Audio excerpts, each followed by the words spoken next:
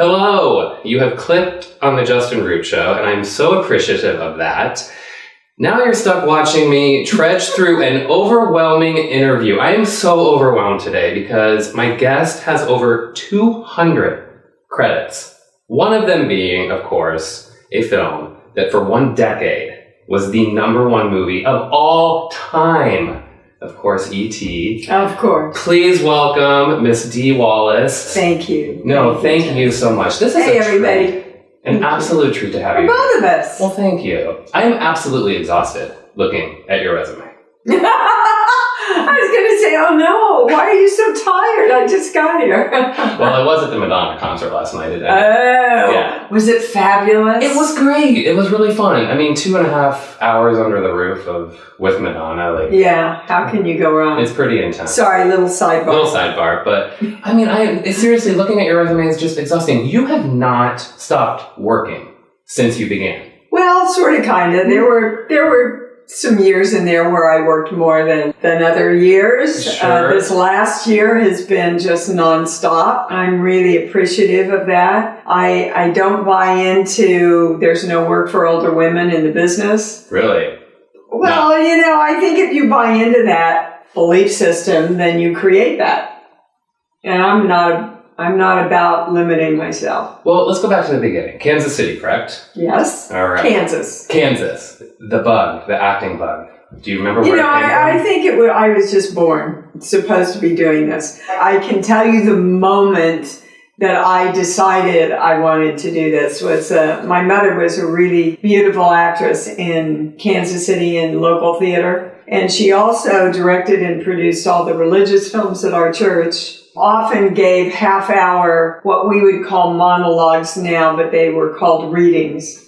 I was around 8 years old, and I was sitting in the audience, and I looked around, and all these people were weeping. Grown men were weeping. Women were weeping, and I thought, oh, I want to do this. I want to do what my mommy does and move people like this. We were very, very poor when I was growing up. So my mom bartered a lot of her secretarial skills to get me all these lessons. And then I, started modeling at a very early age and doing some commercials and really helping support my family financially. So they were obviously very supportive of it. They didn't have any sort of trepidation about you entering into this business. No, not until I said I was going to New York. Okay. So you made it real. I went to the University of Kansas. I got my teaching degree. I taught a year of high school, but it was in Kansas City. And I said, okay, Mom, I got to go to New York and try this. And she said, honey, be an actress, but can't you do it here? And I'm going, probably not so much. Yeah. New York or yeah. Absolutely. Wow. But I got to New York and I felt like I died and gone to heaven. I called my mom and I said, Mom, every day's like Christmas here. Because in Kansas, at Christmas time, everybody comes out and everybody goes shopping and there's always hustle. Well, it's like that every day. Every day in New York. And every night, right, in New York. And I loved it. Yeah. Did you have any fear or was it just I had no fear. Yeah. And I'm a big proponent of naivete. Well, that's exactly how I moved to LA from Indiana. Yeah. It was, and my mom and dad did, I think, what they thought was going to be reverse psychology. You want to be an actor, you got to pack up everything you have and go to LA. You got to take okay, bye. And exactly what I did. And I think my mom thought, wait. You haven't stopped. What? You said you were born with it, that desire. So is that what gives you your tenacity and makes you keep doing it? Well, yeah, I need to pay for my house. Yeah. No, I love that. But it's what I do. It's who I am. Mm-hmm. Then people ask me why I've done so many horror films. Well, I like to do emotional stuff. I like to emote. I like to ride the wave of all that challenge, emotional challenge. There's no better genre to offer you that than the horror genre. I didn't go looking for the horror genre, and I've done as you know, a lot of other stuff. But the horror genre just seems to really love me. Yeah. Have you seen 3 from Hell? I haven't yet. Oh my God. I'm so excited. I had so much, well, first of all, I adore Rob Zombie. This was your second collaboration, is that Third. Third. Yes, yeah. Third. You're going to have to look pretty hard. It's not one of my prettier roles, let me tell you. But I had such a delicious time getting behind that character and doing something different. you came out here and did a lot of TV in the beginning, right? Starsky and Hutch. Yeah. Heart to Heart. Taxi. Yeah, but working with Judd Hirsch was a joy. Yeah, was it? What a cast. What a cast on that show. I mean, Andy Kaufman, of course. Do you remember? Yeah. Sure. Yeah? Sure. Wow. And Danny. Mm-hmm. I remember Danny sitting there watching a scene, and I was still pretty green. Mm-hmm. He came over and he looked at me and said, "You can act, babe." I went, "Well, thank you very much." He said, No, you're the real deal. You can act. And you can imagine that Danny DeVito way. Yeah, sure. You know how I got in the studios to get my first job? No, tell me. I baked chocolate chip cookies, wrapped them all up and put them in the back of my car, and went to the guard gate, and I said, "Yeah, I've got some deliveries." And they went, "Okay, go on through." I took these cookies around to all the casting directors, and the last batch of cookies was for Reuben Cannon, who was at the time the head of casting at Universal. And he came out and he went, "Oh, chocolate chip cookies, I love chocolate. Come on in." Really? So I went in and sat down, and while I was there, he got a call from the set that the girl who was supposed to play the waitress, who had a scene with the star, who was Barry Sullivan, was sick. And he covered the phone and he went, "What size do you wear?" I said, "What size do you need?" "A 4. I went, "I can do it." And that's how I got my first 5 lines. You mean I could have been baking chocolate chip cookies to stardom this whole time and no one told me? Yeah, it's a good lesson, Don't put anything in your way. Just keep saying, "How can I? How can I? How can I?" So what did you bake for Blake Edwards then? Because 10 had to be one of your your first big motion pictures. It was, yeah. And what a huge, Dudley Moore, Julie Andrews, huge. It was their last day of casting, and Blake couldn't find the right mixture of vulnerability and sensuality, right? Lynn Stallmaster, the casting director, happened to see my episode of Lou Grant where I was a hooker with a heart of gold. Of course. Which was exactly kind of the combination of energy that Blake was looking for. Wow. And I went over and auditioned, and they booked me before I got to the car. I know I have a lot of Hollywood stories. E.T., I auditioned for used cars. Fortunately, Steven saw the quality that he wanted in Mary at that audition, and so when E.T. Came along and was ready to be produced, they just called and offered me the part. Wow. Blake Edwards is probably the most prolific writer, director, producer we've ever had. Mm-hmm. I kind of looked at him as a grandpa, I think. Yeah. He was so caring. First day on the set, he came up to me. He said, "Hey, Dee, is everything all right with your room? And is everything, you okay?" And I went, "Oh, Mr. Edwards, everything is so beautiful. Thank you."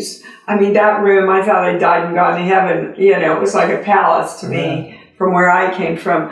I said, "But I don't see my trailer here. Do you know where I'm supposed to go?" Well, he didn't miss a beat. Tony Adams, his producer, was next to him, and he went, "Tony, where's your trailer?" And Tony goes, "It's a little delayed, Mr. Edwards. I'm so very sorry, Miss Wallace. It's on its way." Well, they hadn't gotten me a trailer because my agents hadn't negotiated anything for me. And Blake turned around and said, "Well, she's going to share Bo's trailer until it gets here." Which Bo was just fine with. John, on the other hand, not so happy about. Yeah. Mr. Derek didn't like that? Yeah. I got stories. Oh, no. But Bo was always just really beautiful and sweet. That's a great story. That's a great story. Listen, the first day on the set, we're sitting there on the bed, ready to shoot, and Blake comes over and he says, "So, Dee, how do you feel about doing this nude?" Well, shit, my heart went, I thought my grandmother, she'd kill me. Yeah. That was my first thought about my grandma. But I bucked it up and I looked at him and I said, Mr. Edwards, I think it's really wrong for the part because he hasn't been able to get it up with her. So why would she flaunt all that in front of him? I make my living still doing commercials, so if you want to guarantee me a couple more films, I guess I could try. You said that? I did. And he looked at me and went, just checking, sweetheart. I'm just checking. And because he knew that and he says, all right, let's roll it now. He knew exactly what he was doing, that little sucker. Oh, I loved him. I just loved him. And Julie. What a pair they were. Do you run into her ever? Or? I do, yeah. And she kindly invited me. She threw a last party for Blake as he was getting weaker. And then we all had a big celebration of his life. That's wonderful. Yeah, after he left. And I felt very honored to be a part of that. I love it. So your first foray into the horror genre was with an iconic director, Wes Craven. I want to say his first. One of his first. The Hills Have Eyes. That's a scary movie. That's an incredibly scary movie, and the last thing anybody would have thought when we were doing it, this is going to be a cult classic and I'm going to be talking about it 40 years from now. It's crazy. It's insane. Crazy. And that happens to you a lot. It happens to a lot of actors. You spend such a small fraction of your year filming. I would imagine, a month or two on that one? Oh. If that? Yeah, if that. 40 years later, still talking about it. I know. And you only worked on it for just a little. Crazy. And that happens. It's crazy how we touch people for as long as we touch people. Yeah. And you just never know. You never know. I mean, I had the good fortune of being in E.T., but dear God, that movie and my performance in it are still touching people. I mean, literally changing lives today. Again, I say I'm overwhelmed to talk about it because it's in a different stratosphere. It's in a different galaxy. I think it's a heart film, and it reminds us of the truth we have within all of us, that love and kindness and friendship is really what it's all about. And if you look over the years, films like Peter Pan, think happy thoughts and you fly. The Wizard of Oz, you had the power all along, Dorothy. E.T., keep your heart open. And we go and we look at them and they last forever and ever and ever, and yet we still don't live the message. Yeah. That's so true. Why do you think that is? I think people have a belief system that doesn't make sense. That we have to struggle and we have to fight.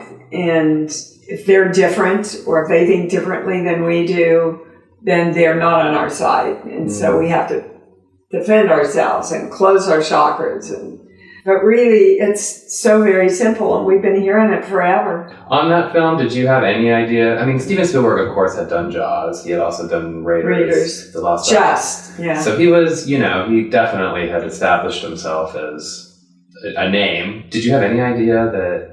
I mean, there's a weird-looking alien with... E.T. was supposed to be Steven's little film. I don't think creative people ever go into a project thinking, it's going to be a blockbuster. I think creative people just going, we need to get the script as honed as we can, get the best cast we can. Everybody wants to come in and do their best job, create some magic, because...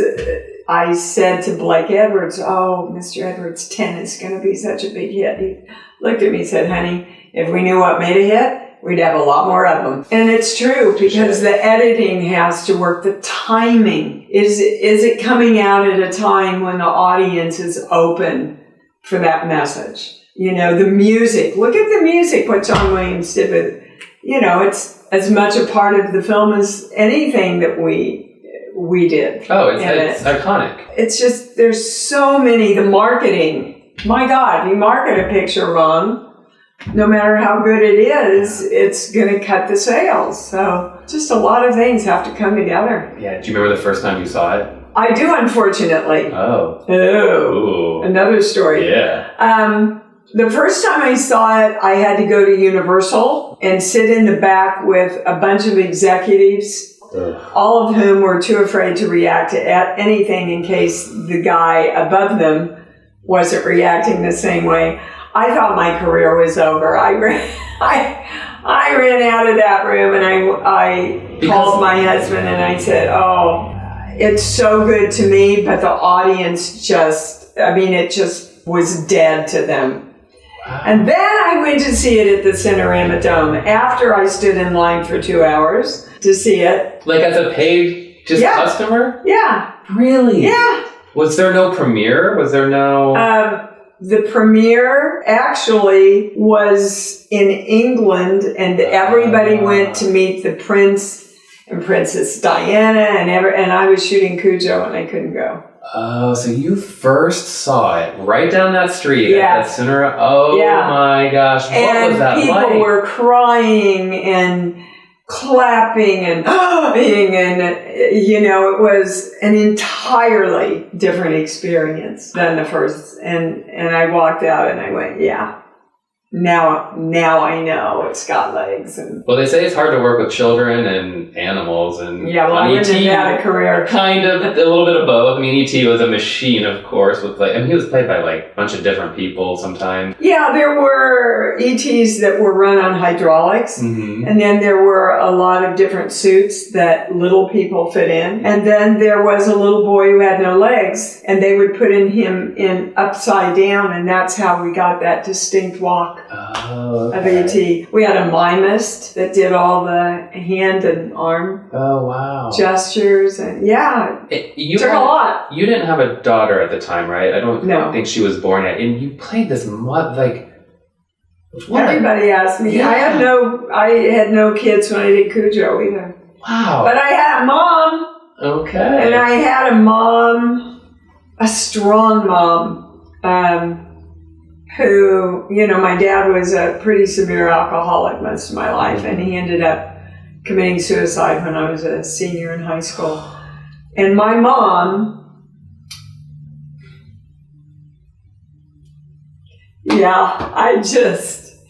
I owe everything to my mom. Although my dad was incredibly creative, kind of an entrepreneur in his own right. So the pool of creativity that all the kids got was pretty amazing. But my mom was so strong and taught us such great integrity and work ethic and love. And my grandmother, too. My paternal grandmother that I lived with. I mean, she was one feisty bitch, let me tell you. So I knew what those mothers I played, who they were.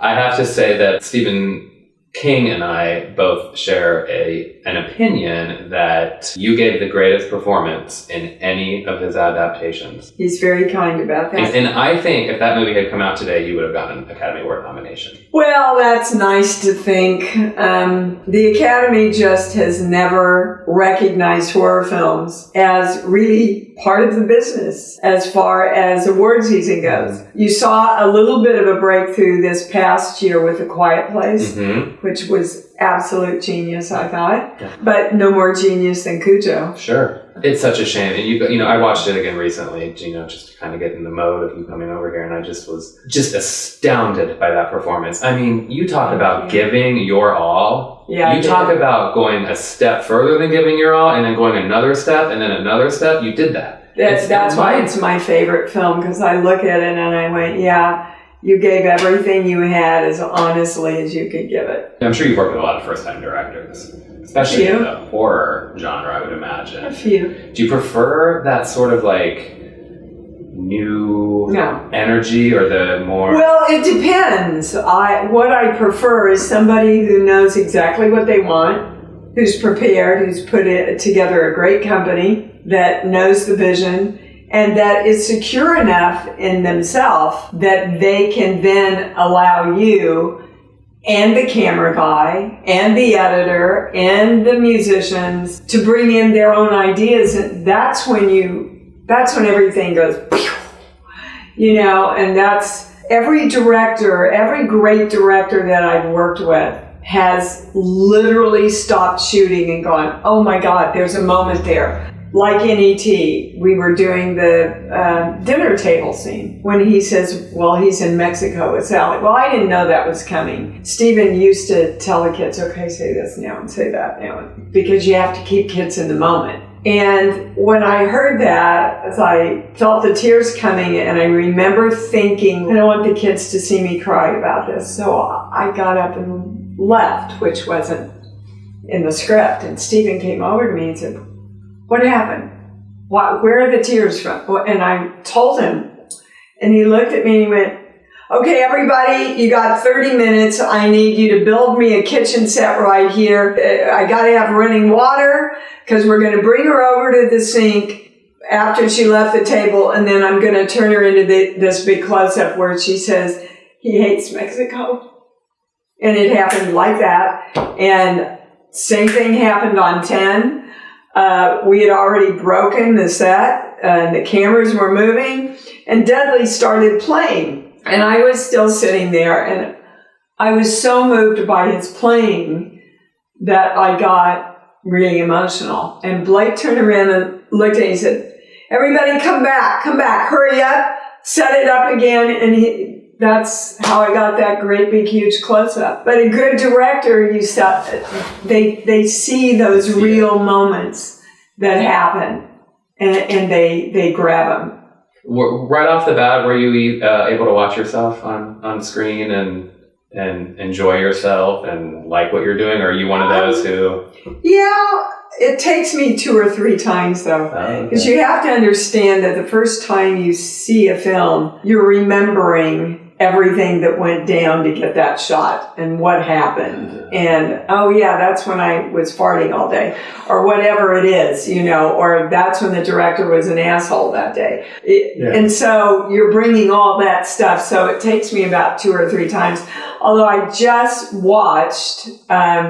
have a beautiful little film on Lifetime right now. Christmas in Louisiana. Yeah. And I watched it and I just loved it. I just enjoyed it. I thought it was funny and feisty. But then again, the whole time we were there, we were just having a great time with each other. And it shows. It shows on screen that all the actors just had a really close relationship.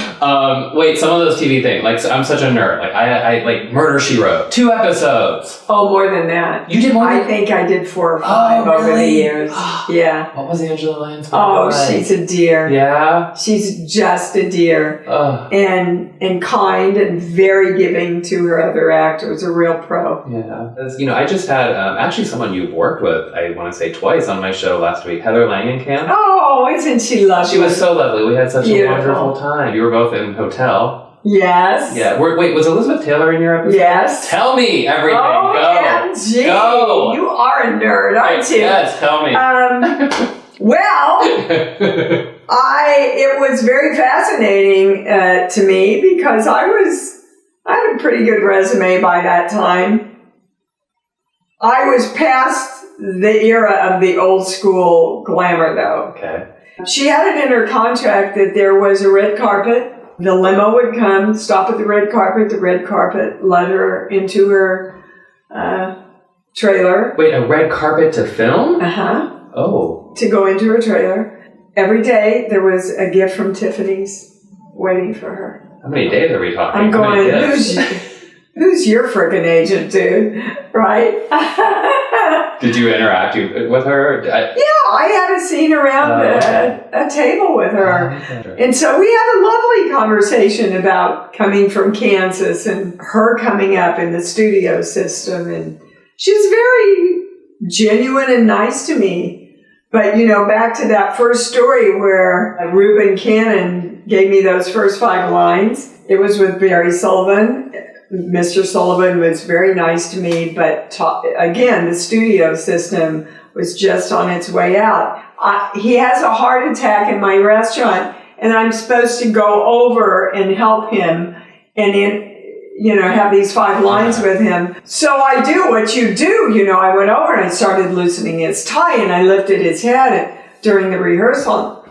The actor comes over to me and says, "Miss Wallace, you can't touch Mr. Sullivan. He's a very big star."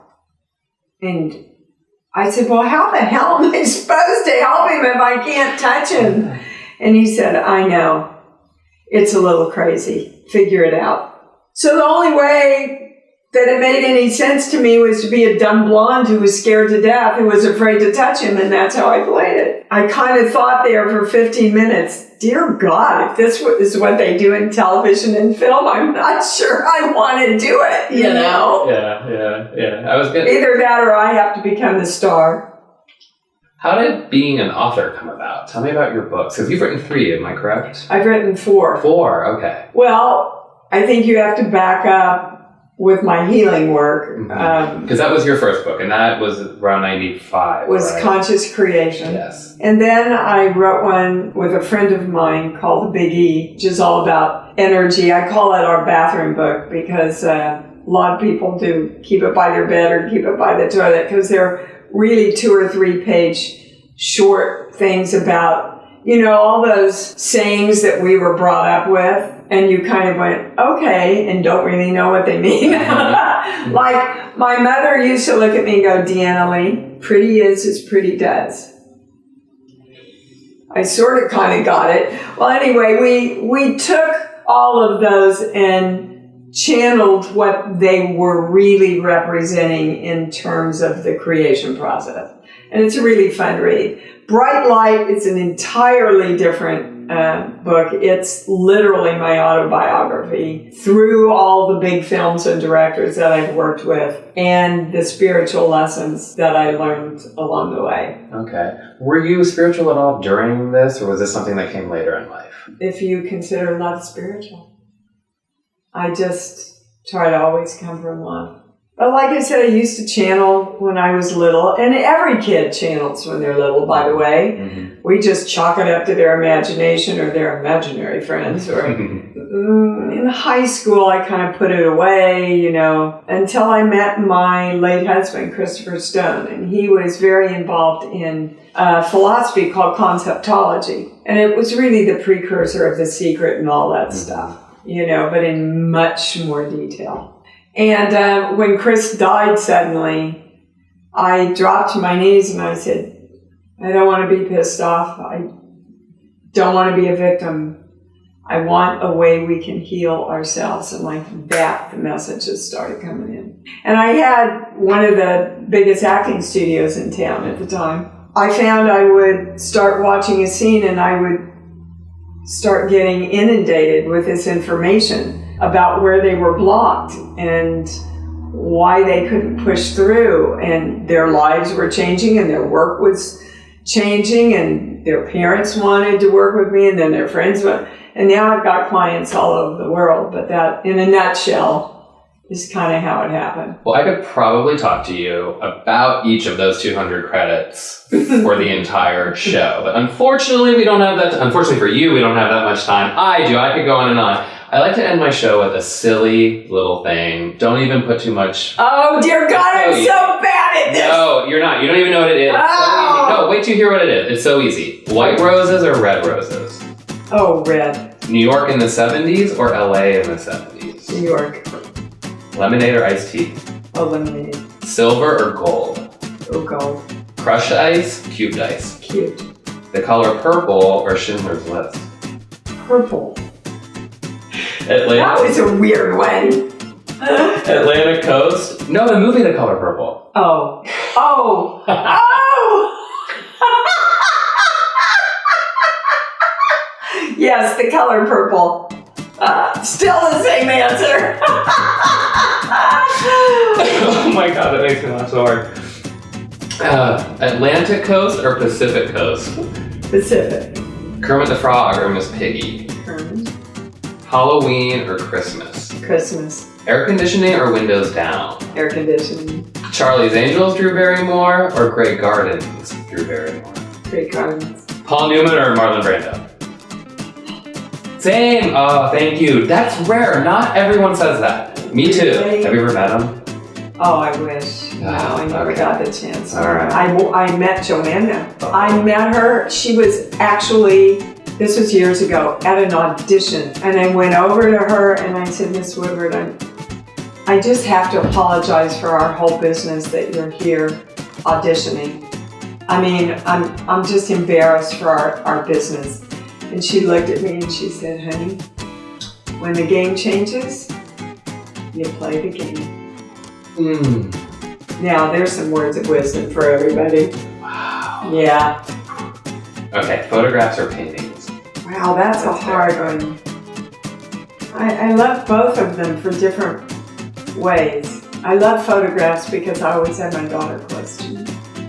Dancing or acting? Oh, God, don't ask me to choose. No. Well, I started out as a dancer. I know. And I love to go dancing. There. It's hard, okay. It's a toss-up. Color purple. Yes. Snails or turtles? Turtles. An African safari or a cruise? Oh, African safari, hands down. Jurassic Park or Indiana Jones? Indiana Jones. Soup or salad? Salad. Wine or cocktail? Wine. Red, white. Red. Fancy dinner party or game night? Game night. Malibu or Beverly Hills? Malibu. Vanilla or chocolate? Chocolate! Thai food or Chinese food? Chinese. NCIS or Grey's Anatomy? You've been on both. Yeah. I have to say, I had such a wonderful, respectful time on NCIS. I gotta go there. Domestic travel or international? Oh, travel? domestic. Okay. Oh, dear God. If I could stay home all the time, I'd be a happy camper. Calling people or texting people? Calling. Last but not least, Stevie Nicks or Stevie Wonder?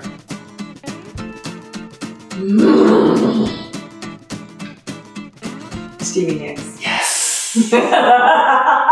He was waiting. Well, I just cannot thank you enough for coming on this show. How fun I mean, this how has been. fun. For me, I hope it has been for It's you. been great. I hope it's painless. Painless and fun and great questions. Well, thank you. I really appreciate it. Where can people find you? You're on Instagram. I just followed you. Oh, goody. Yes. I'm all over social media. You can find me everywhere. Do you do Twitter and... Yes, and Facebook. Okay. And my website is DeeWallace.com. Okay. I know we have Christmas in Louisiana, which is on now, right? It's is that on right Hallmark? now. Or Lifetime. Lifetime, okay. And my one that I did 2 years ago, every other holiday, is on Hallmark. Okay. Critters Attack is still on Sci-Fi. Okay. 3 from Hell, of course, you can get on DVD Okay. now. And I'm finally going to shoot my part of Fanboy 13 in January. Okay. All right. A lot of hype on the internet. I had a call back today for something. So, there's always something in the works, but... Well, I love that you're auditioning. I love that you had a call back, but I have to say, Miss Wallace, on behalf of our business, I would like to apologize that you even have to do that. Thank you. Point well taken. I did do an audition for a television show the other day and knocked it out of the park, and they asked me if I would come back and show them that I could rein it in a little, and I went, I don't think so. You don't think I can take direction after 45 years? I think I'm probably not going to be happy doing this show. But it's rampant in the business now. I mean, I went 20 years where I never auditioned, only did offers for film, big films, and big movies of the week. But, like Miss Woodward said, the game changes. You play the game. I can't think of a better way to end this show. Thank you so much for coming, and thank you guys so much for watching. Please Yes. subscribe.